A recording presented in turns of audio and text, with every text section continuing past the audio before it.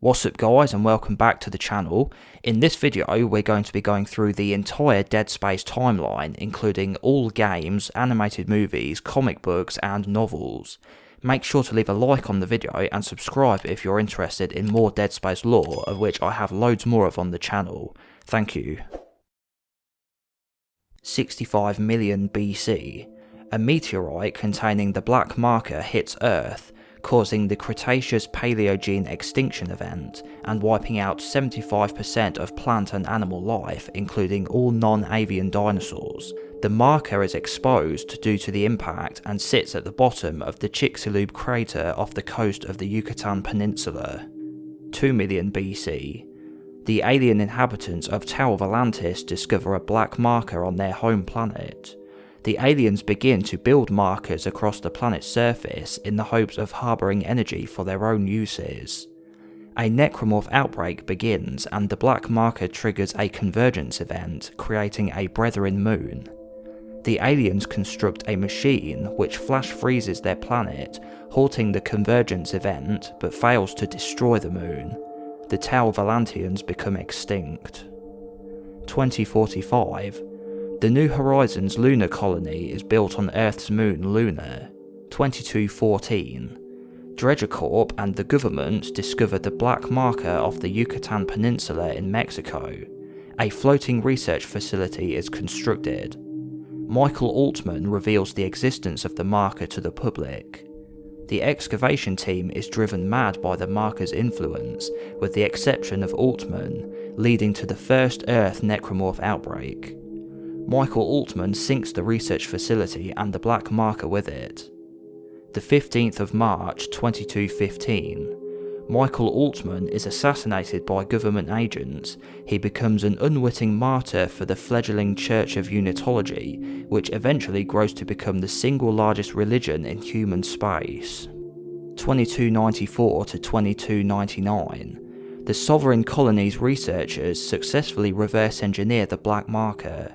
The result is a series of near-perfect replicas dubbed red markers. They are believed to be a source of limitless power and a solution to the resource crisis that was plaguing mankind. The red markers with their research teams are covertly deployed to isolated worlds including Aspera, Cremar and Aegis 7 for testing. The red markers are activated for the first time. Researchers on Aegis 7 create a recombinant microbial lifeform from instructions on the red marker. The dead space surrounding the markers is also discovered. The red markers manipulate the scientists into bringing Istvan Sato to the Aspera marker, leading to necromorph outbreaks on all planet test sites. The red marker pedestal is created on Aegis 7 as the research team desperately attempts to flee. 2311. The previous incidents lead to the discovery of a master signal received by the red markers. 3 new markers are built and used via the Ptolemy Station marker array to locate the master signal, tracking it to a remote frozen planet. The Sovereign Colony's Armed Forces Galactic Expedition to Tau Volantis is launched. The hope is to find the source of the seemingly unlimited energy of the markers, which could aid in defeating the secessionists in the Secession Wars. The remains of alien life forms are found on the surface of the planet. Dr. Earl Serrano spearheads the research dig team's efforts to unearth the alien artifacts and the markers. Rosetta is discovered, leading to a breakthrough in understanding the markers and the Tau Volantis aliens. Prolonged exposure to the markers begins to affect the dig team personnel. Markers transferred to the flotilla for research begin to affect the SCAF personnel. They begin exhibiting symptoms of dementia, insomnia, and hallucinations.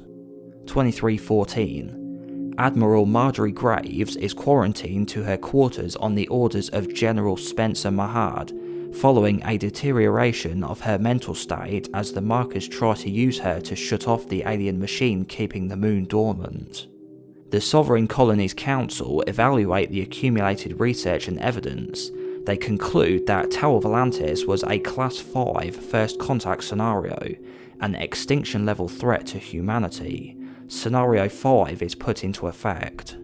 The 18th of June. General Mahad and his loyalists complete the implementation of Scenario 5 on Tau Volantis. The science data and artifacts gathered during the expedition are destroyed. The science staff are executed and all vehicles and spaceships rendered inoperable. The mine-laying ship accompanying the flotilla releases space mines to deny access to Tau Volantis. Private Tim Kaufman is asked by Earl Serrano to recover the codex from the mule transport and deliver it to him. Kaufman is intercepted by General Mahad and executed. After wiping the codex and ensuring the completion of Scenario 5, Mahad commits suicide. All research and personnel related to the Sovereign Colony's research into the markers are destroyed. The extent of the purges effectively nullify the colony's ability to continue fighting the secession wars, which is considered an acceptable price for mankind's survival. The Sovereign Colony's collapse, leading to the formation of an Earth-centric government across human space called Earth Government Colonial Alliance.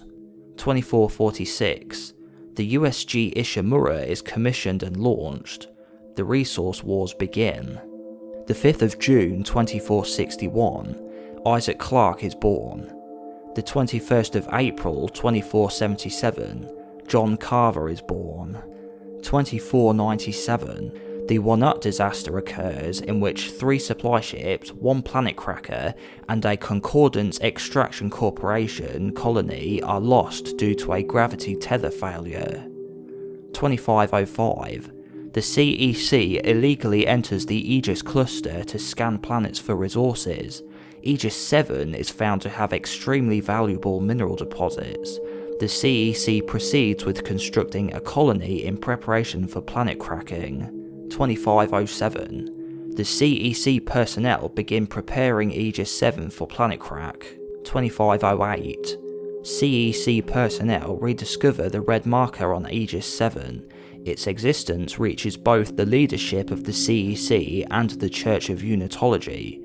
The CEC prepares to dispatch the USG Ishimura to Aegis 7. The Aegis 7 colony experiences increasing cases of insomnia and dementia. Colony management refuses to take reports of increasing violence seriously, even as the first insomnia-related homicide occurs. The red marker is extracted from its pedestal and brought inside the Aegis 7 colony. 50 Unitologists kill themselves in the Union Square mass suicide. Several colony personnel and extraction team members are slain by an engineer experiencing hallucinations. The USG Ishimura arrives above Aegis 7. The red marker is immediately taken aboard the ship. Personnel aboard the Ishimura begin experiencing insomnia, depression and dementia. Captain Benjamin Mathias issues a no-fly order denying travel between the Ishimura and Aegis 7. The Ishimura commences the Aegis 7 planet crack. Significant interference jams communications between the Ishimura and the Aegis 7 colony. The colony comes under attack from necromorphs originating from dead colonists. The Aegis 7 colony shuttleport disaster destroys 5 of the 6 emergency shuttles on the ground.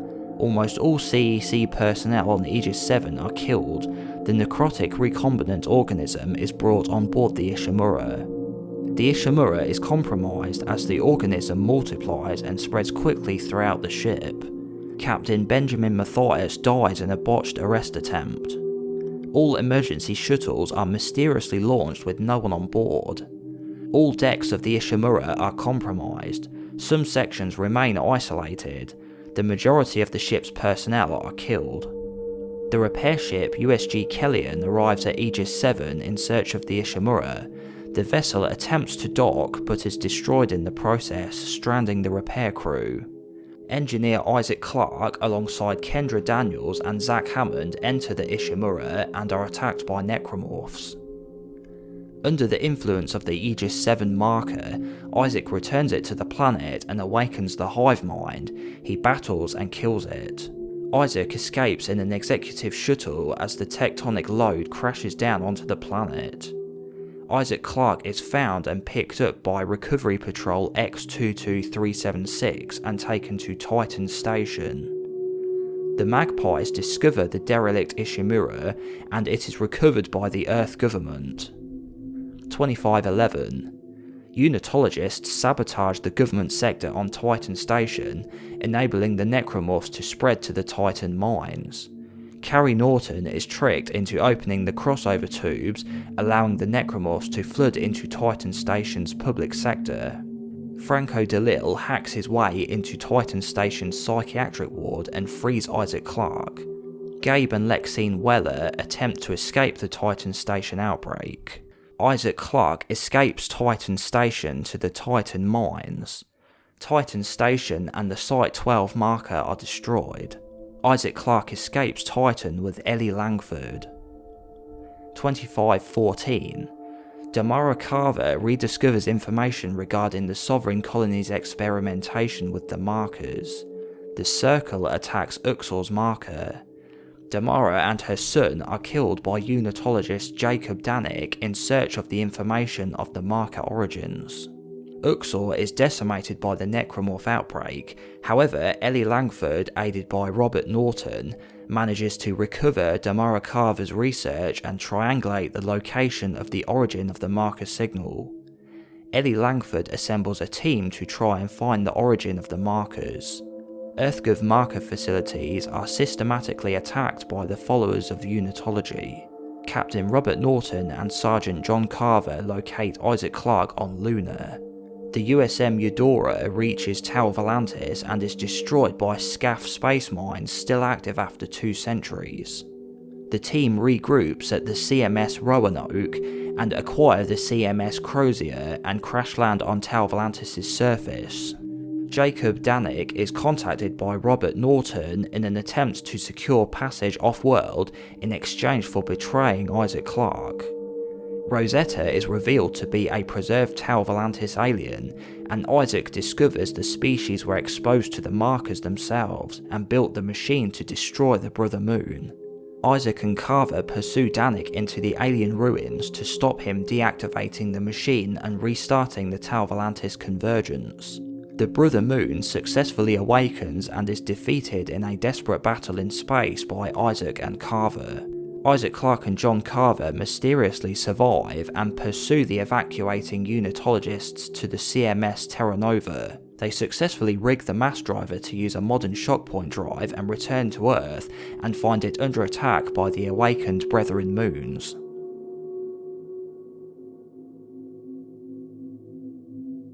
So that's the entire Dead Space timeline. Let me know your thoughts and if you were happy with how it was left at the end of Dead Space 3 Awakened, or if you were hoping it'd continue in a Dead Space 4, and now we're getting the remake, whether or not you think EA may continue with the franchise. Make sure to leave a like as well for all the time and effort it took me to make, and please consider leaving a super thanks or becoming a channel member if you want to help directly. If you want to see more Dead Space lore, I'll have my playlist on screen for you to check out now. Thank you for watching, and I'll catch you in the next video.